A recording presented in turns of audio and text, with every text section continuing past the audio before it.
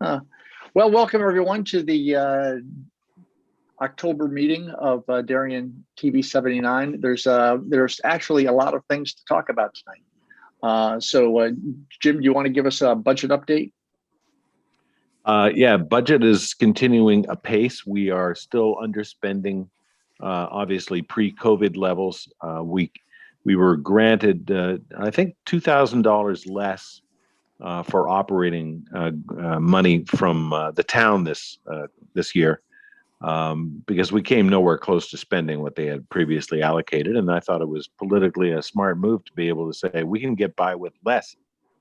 We also have a good deal of money from Area 9, so we have enough funding right now that if, God forbid, anything should happen to the town budget, we can continue apace very easily for a year and a half, 2 years without any further funding.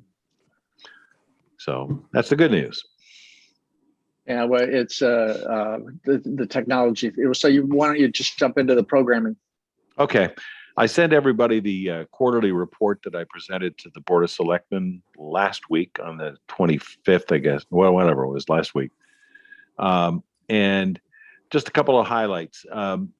This is looking back at the last quarter where we had some flooding issues, ironically, given tonight's weather conditions. We had flooding issues in town, etc.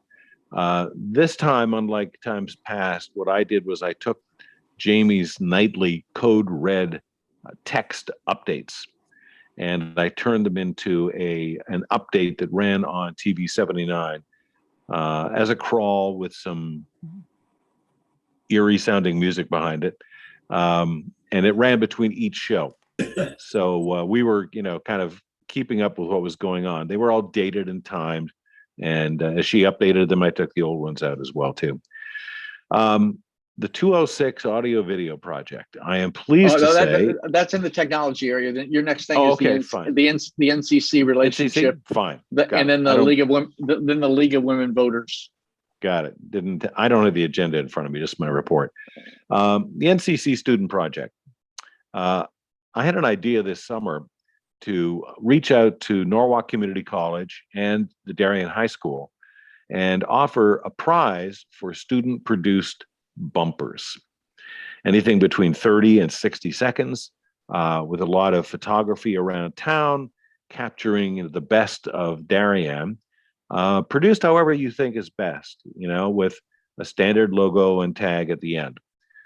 I showed them a couple of pieces that we had done previously, and that was all I did. I did a Zoom meeting with them, answered a couple of questions, format, what they wanted delivered on, etc. By the way, Darien High School has no video production classes, nor a teacher responsible for said production classes, which do not exist. So they weren't even in the contest. NCC embraced the idea tremendously. The professor talked us up. We set a date for all the students to come to town. They came to town in carpools. I got them free access to the beach. I got them free access to, the Darien Y. Well, the free access to the beach is harder than getting a class at Darien High School. It pays to have friends in the Parks Department, and they were happy to do it as well too. And kids ran all over town, and they produced 11 incredible promos. I think I shared them with you. I hope you had a chance to take a look at them. They were really good. I was very surprised. It was hard to choose a winner. We actually had a tie. So Dave and Mike and I think even Cecil maybe, were the judges. And we all looked at them, and we had a hard time agreeing among ourselves. Anyhow, I took $100 out of my pocket, split it two ways, was very handy. Happy wait a minute. You also put your hand in my pocket. Well, yeah, that's true. Yeah. You put my hand. Yes. You put your hand in my pocket. Yes. Well, yes. It was $100. We had to incentivize these kids, right? The NCC students, I am really impressed with. We have one who has been with us since he went from NCC to Sacred Heart. We have two, our newest videographers are from NCC. They're current students there. They were in the contest as well too. These kids have an incredible work ethic. I'll give you a quick example. Tonight, in the midst of a monsoon, one of them, Olivia, took the train from Bridgeport to the Norotan Heights train station and walked up the hill to the Darien Housing Authority community room, carrying her camera and tripod, shot a 40-minute meeting, and turned around and went back. I offered to pick her up at the train station and get her out of the rain, give her a ride, keep the camera dry. She said, no, I'm fine. She walks from the Darien train station all the way down to Darien Town Hall when she does a shoot as well, too. Never been late, always on time, very smart. I'm doing my best to mentor this young lady because I think she's got a good career ahead of her. What's next on the hit parade? So anyhow, the students, the stuff, the promos are really good and they're still running. Our debate coverage made a little bit of news. I'm not going to say anything about the news or the commentary around it. People have asked me what happened, and I just give them a great big, running contrary to everything I teach as a media trainer. I give everybody a great big no comment. However, the League of Women Voters did its candidates night early this year. I think it was October 5th. And they were limited as to how many people could be in the town hall auditorium. And they limited it to 30. That meant there was basically no audience. It was the timers, it was the league people, it was the people who were waiting their turn to participate in the quote unquote debate. That meant that our coverage was the only way to watch this event, not only live, but obviously in replay. The production went extremely well. It looked, we made like one technical mistake in the whole, 2-hour piece, whatever it was. And it really looked clean and nice. Today, the Vimeo version of that program hit its 700th view. That is a new world record for anything we have ever done, including the tree warden and debate about 7-Eleven. And it's still running. I'm rotating it through various day parts. You turn on channel 79, like right up until Monday midnight, chances are you're going to watch that debate, whether you want to or not. But somebody said to me the other day, the Darien Times is dying. The Darienite itself, Darienite.com, has been kind of morbid for a year and a half or so. You're all that's left, Jim. And I said, that's great. That's exactly the position we would love to be in. So there was some controversy around things that happened at the debate, and that might have helped our views.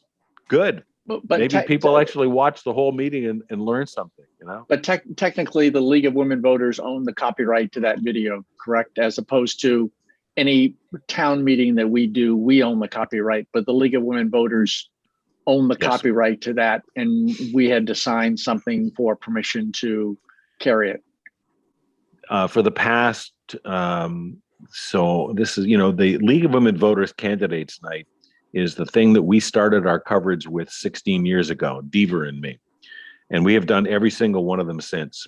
In the last 3 or 4 years, I receive a list of rules and guidelines from the state office of the league, detailing exactly how this thing has to be produced.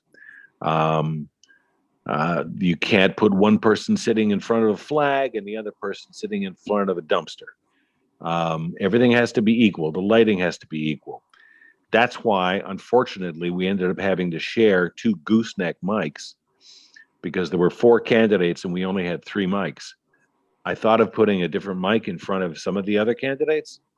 Everybody gets the same treatment. Anyhow, those rules were very specific, and we were actually producing it for the Darien League of Women Voters. They had their own set of rules for all of the candidates and their parties, and anything that happened afterwards, including people using parts of the TV79 coverage, were really an issue dealt with by the League of Women Voters. Fast forward to election night. And Mike and I have been having some conversations about doing live election coverage. And, again, there's not, News 12 isn't going to be covering this. There'll be a voracious appetite, I think. And what we decided to do, I contacted the registrars. They don't release anything aside from the individual district tapes until 9:30 or 10 o'clock. And there are absentee ballots that can be counted up until the day after the election, too. So it may be very tight. Only those that arrived election day are arrived counted election day. Yeah. I was a trained moderator. I'm a licensed moderator. I don't moderate anymore, but I've done election night too. So when the election is over in each of the districts, and there are only 4 locations, the tabulator into which all the ballots were slid prints out a long grocery store-like list that is a list of the final vote tallies. That list is then posted on a wall within the polling place, right next to a list that was printed out showing 0000 on every category before the polls opened.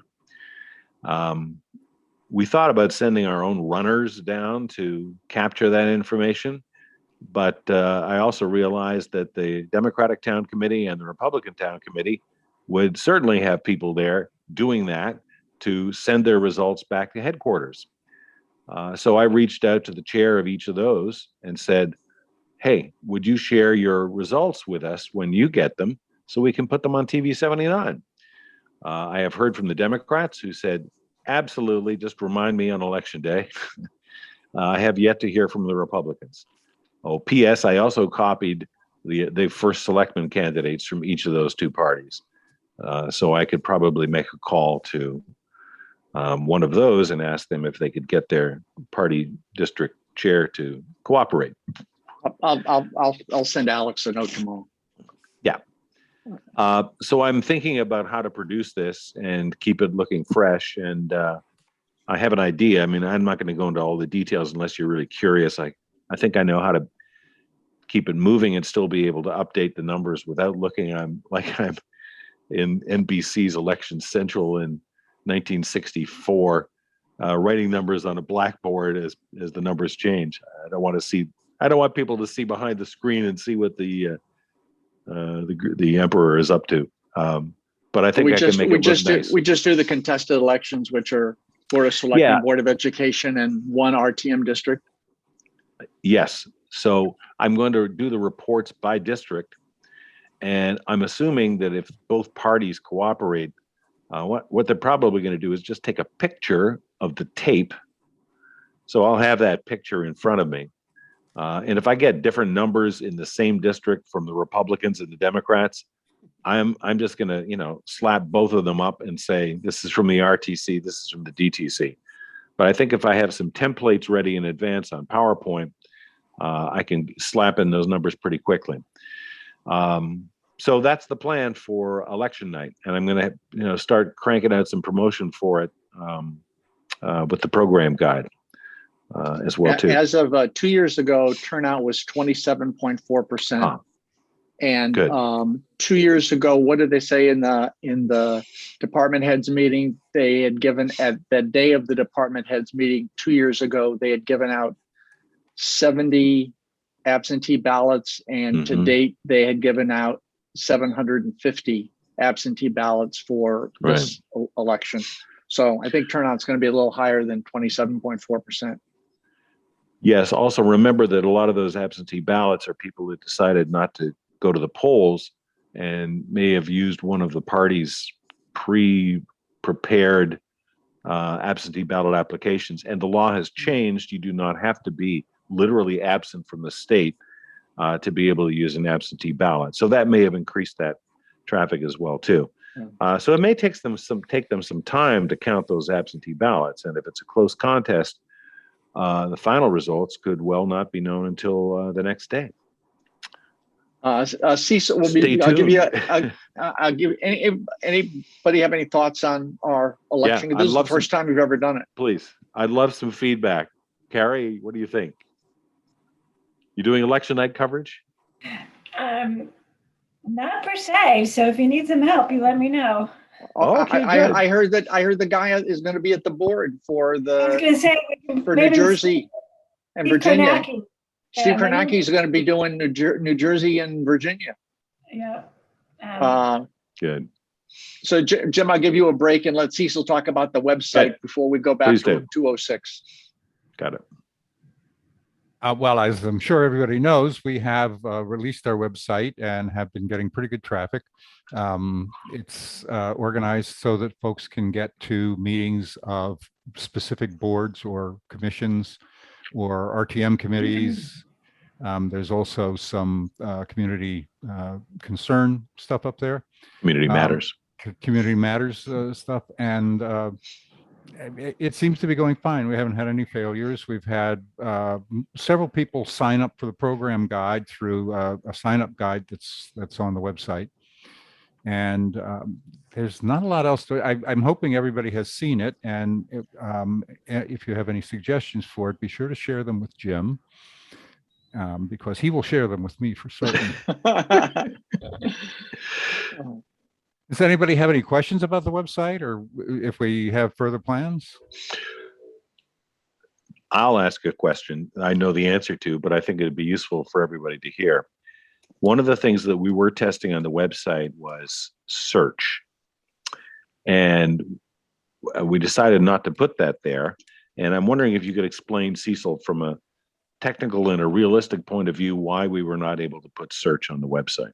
Well, first, let me just take exception with the idea that we weren't able. We chose not to for what I would consider good reasons. We are using what's called a plugin. We're using a content management system called WordPress as the underlying technical structure for the website, and within that we use a commercially available plugin called Vimeography, which establishes the interface to Vimeo that allows us to display literally of the videos that we have on Vimeo. And that plugin has a rudimentary search function. And when I say rudimentary, what I mean is it enables you to search the titles and descriptions. But that's it. Let me take a step back and say searches, more or less by definition on all websites in all times and places, means searching on text. And so the text that we have are the descriptions and the titles. Jim, Mike, and I had some long conversations because I had implemented all of that on all of the pages, but I was very, very unhappy with the results. The results did not seem to be complete to me, and they didn't seem to be that valuable, because with only the titles and the descriptions, there wasn't any additional meat really in the search beyond the names of the committees and the dates, and that stuff's all right there in the videos that you can do selecting directly. And if you believed the search, you were missing out on a lot of shows. Absolutely. Because with two exceptions, the Board of Finance and Planning and Zoning, we get their timestamps from them. They take their agenda, and thanks to Dennis, TV79. We have our Dennis as our timestamps. I want to give Dennis credit and a shout out. He has our timestamps. Wonderful.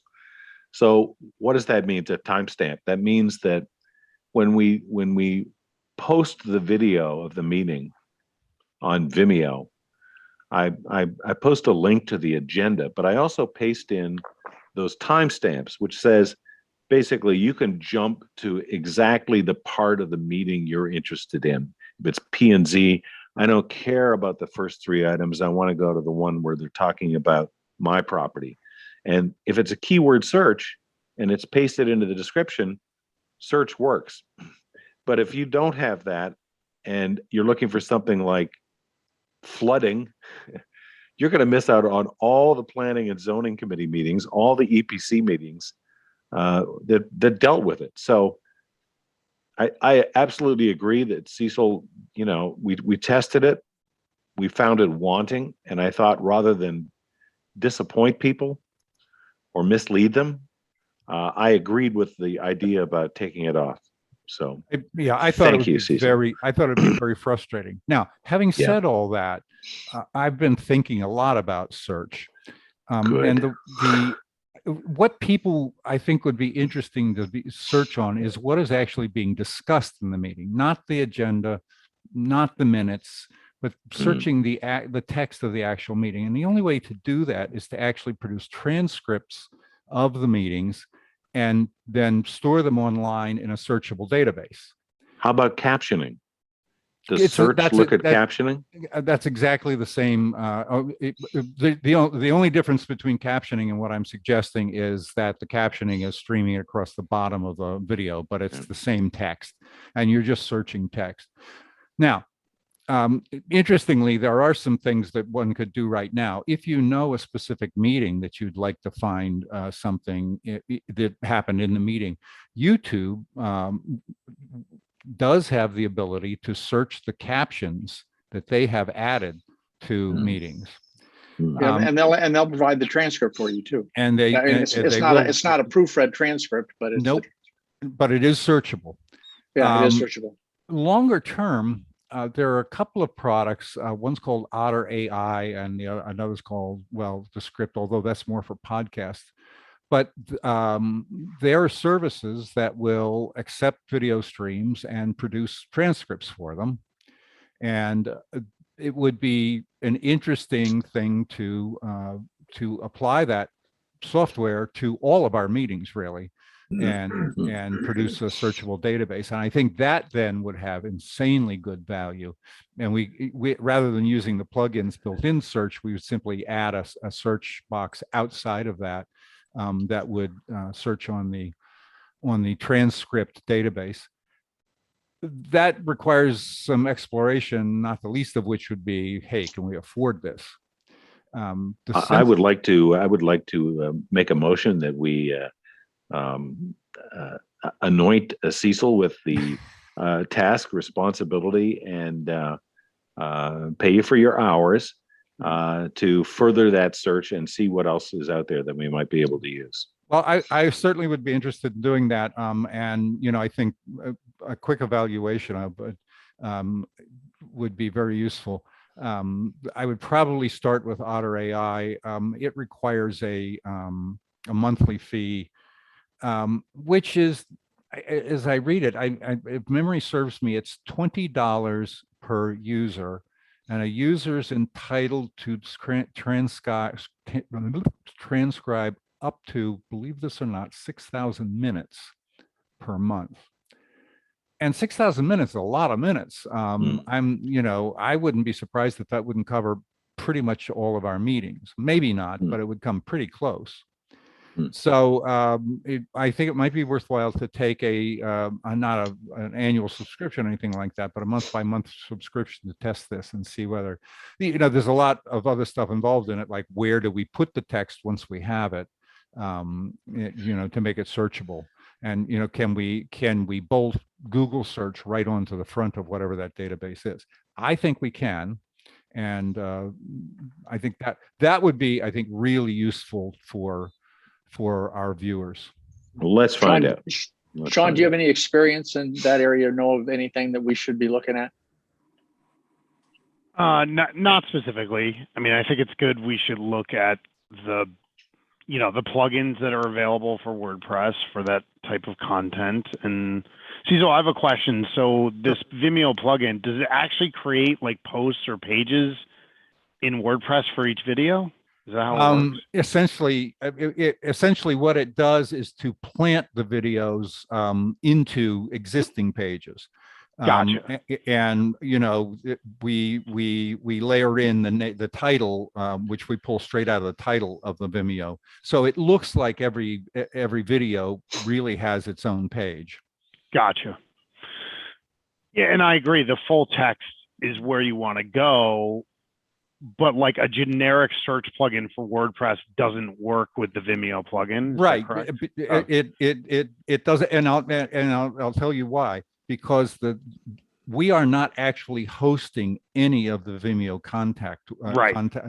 content. What we're doing is providing a display box, which is a huge advantage to us for a variety of reasons, not the least of which is it looks as though we're broadcasting the video, but in fact, it's Vimeo who's broadcasting it, and we're simply wrapping a box around it on the user's web page. No, I was aware of that. I just didn't know if each video had a separate poster page and WordPress. Yeah, it sounds like it doesn't. If you go to the website and the way it's displayed is on each there's essentially a page for every committee or Gotcha. I see it. that kind of stuff. I Okay. understand. Okay. Board, And commission, advisory board, commission, panel. all that stuff, and then if you click on one of the videos within that, it starts showing it on the page, and you can you can blow it up. You can continue to watch it within the box. You can go to Vimeo. We provide a link to Vimeo at that point too. Yeah. I see. I don't have any further. And the playlist works terrific. I had to go back and listen to the videos of a year ago's rules committee meetings or the RTM meetings of how we handled elections of the district chairs, and no one could really remember how we did it. But the playlist really makes such a huge difference because you can find it in 30 seconds. Vimeo is also giving us nice stats on who's watching the Vimeos and which platform they're coming from. And Cecil is correct. Traffic is building to the Vimeos from our own dedicated website. So that leads to, as the COVID winds down and people begin to drift back to town hall, a new challenge emerges where people want to have hybrid meetings. And we're not an IT department, but we're starting with 206. I won the over/under on this project. It began in March. I took September as the over/under. It will finish this week. So talk about 206.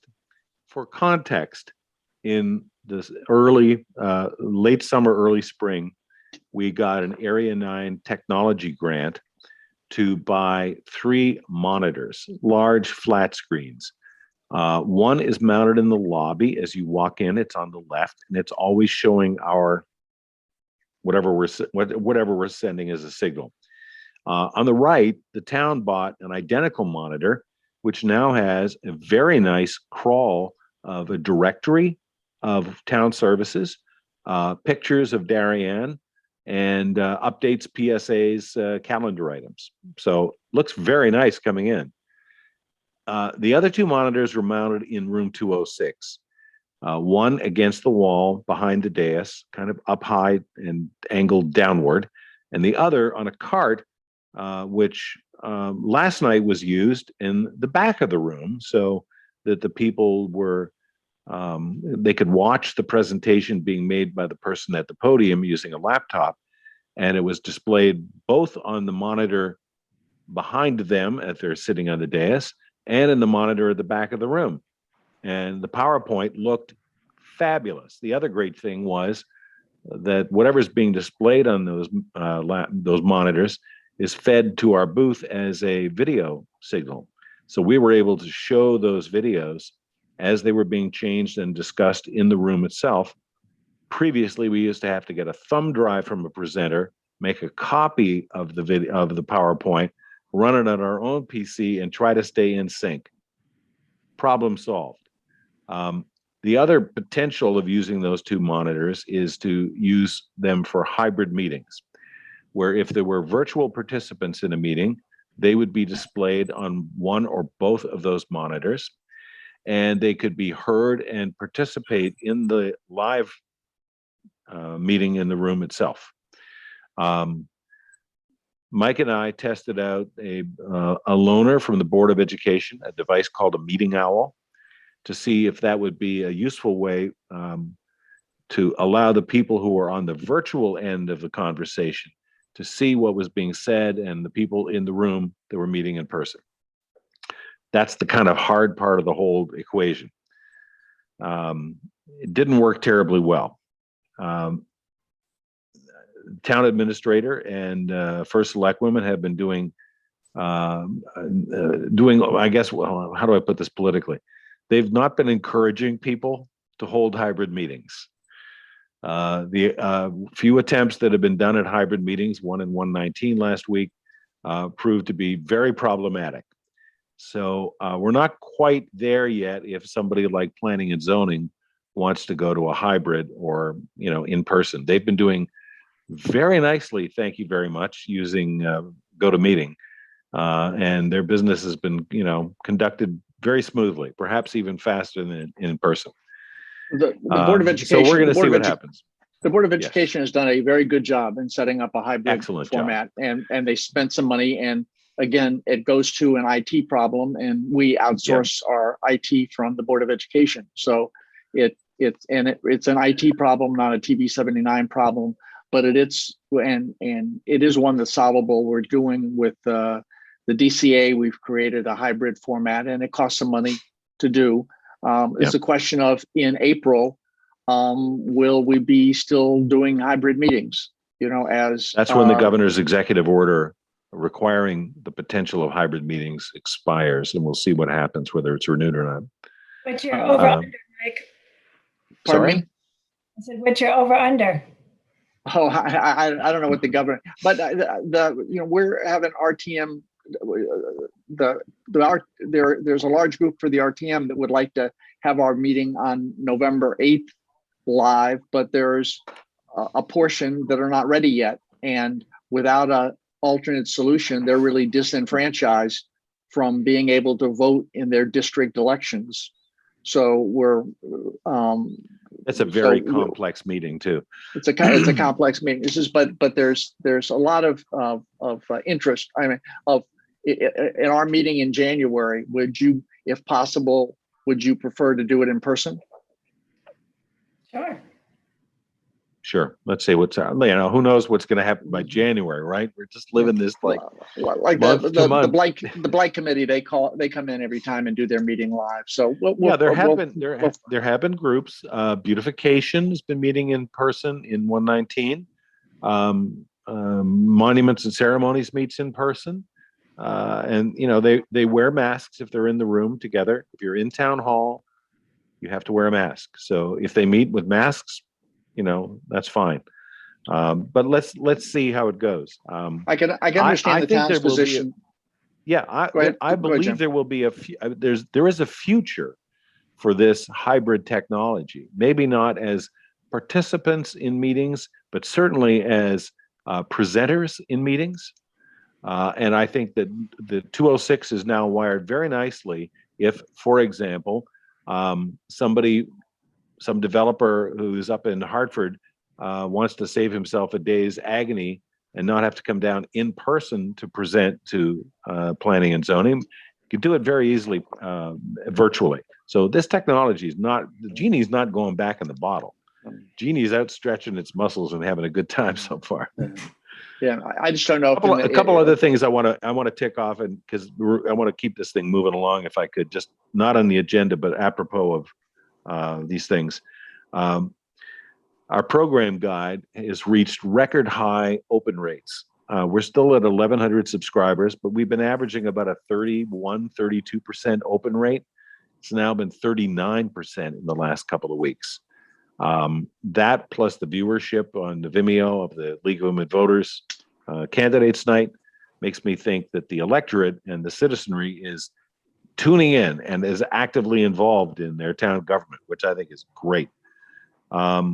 Area 9 has another round of grants for us. We will take $1,500 for camera operators and $3,500 in technology. And Dave and Cecil and I are working with the staff to see if there are things that they anticipate we would need in terms of technology.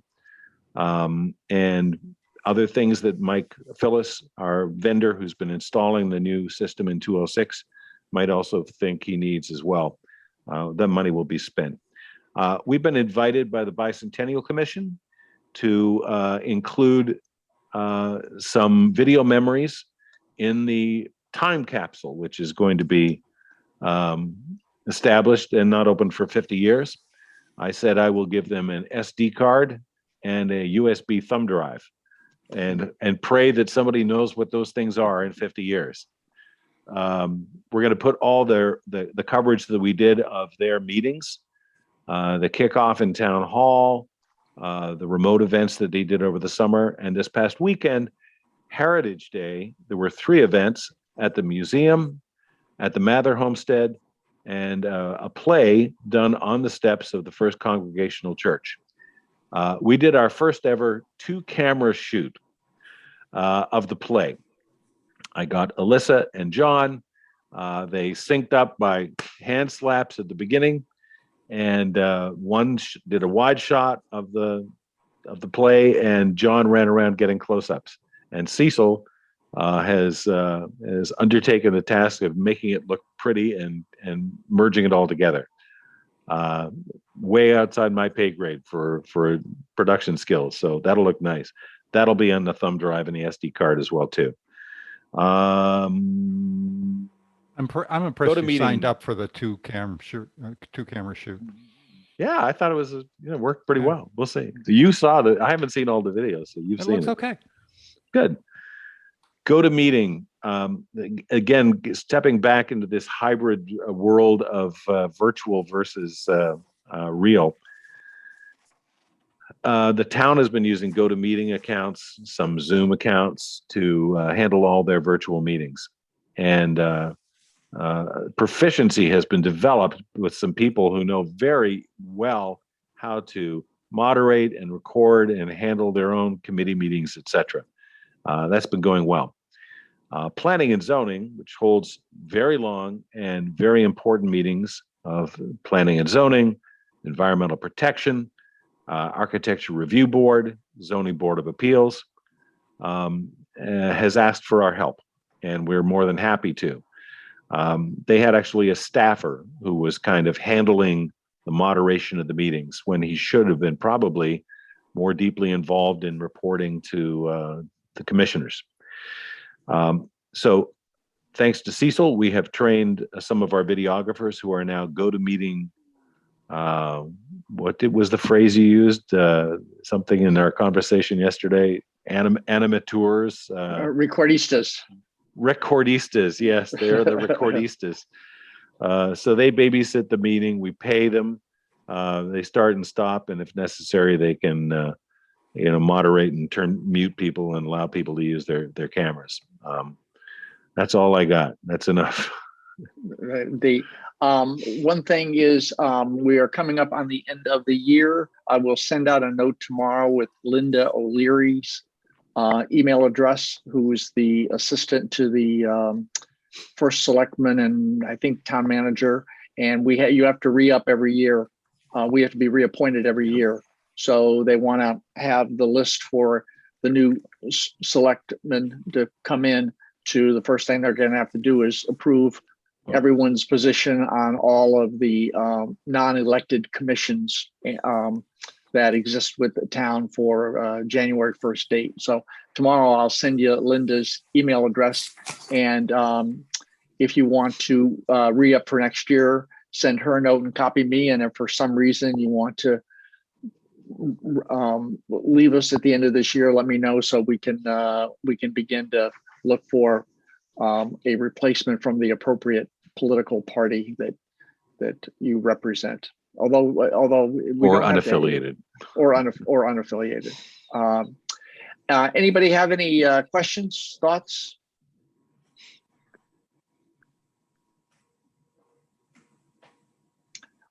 Well, then, do I hear a motion to adjourn to watch the World Series? so moved. That's still on? Yes. Do I hear a second? Second. Second Thank to you, Sean. Sean. All in favor, say aye. No, wait a minute, we have a new way to Oh. do it. No, we're not supposed to do that. We're supposed to say, does anyone vote no? Does anyone abstain? Then the meeting is adjourned. Thank you. We'll stay in touch with you. I'm letting you know on the technical stuff, and I'll send out a list of dates, but we'll do them again around Jim's department head schedule, so that he doesn't have to do 2 decks, and we're letting him off the hook of singing Ave Maria for having us Good night. No meeting after move the meeting. I'll talk to you later. after moving the meeting to a new night. So long. Thanks, Mike. Okay, bye-bye. Take care.